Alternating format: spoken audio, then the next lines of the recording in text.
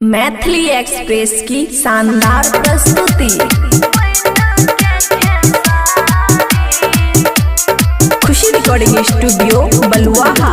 बड़ी प्यार सोई या जी करेंगे जब पिन्ही रेड साड़ी काजल रागवानी जे नमानेंगे सोया बन के खेसारी काजल रागवानी जे नमानेंगे सोया बन के खेसारी।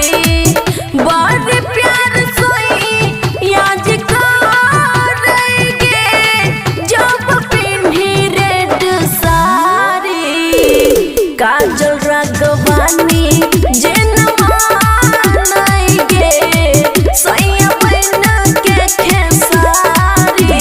डीजे सुमित सतीश रैना मिक्स बाय अमन अक्के। कुवारे में पूजा पाठ के लिए गया तबे तो ये हंदल हाथ पलिए गया।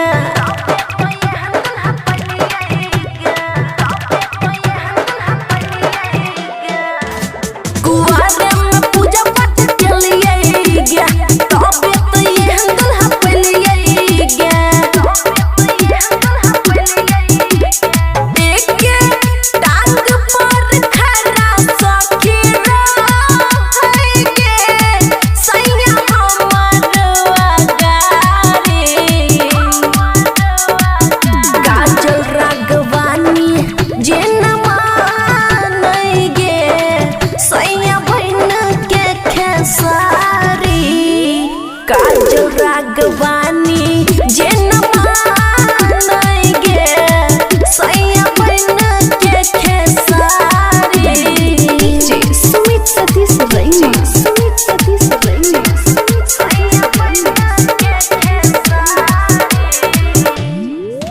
हे गई भोगै छी खूबे ससुरा के सुख ननद खुशी से हो मानैया खूब।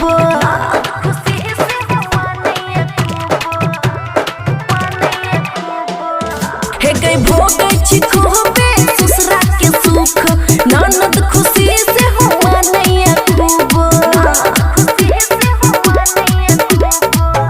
बाबुआ राहुल देवर हमागे दै छै ठोरला सारी काजल रागवानी जे नमानेंगे सैया बन के खेसारी काजल रागवानी जे नमानेंगे सैया बन के खेसारी। खुशी रिकॉर्डिंग स्टूडियो बलुआहा।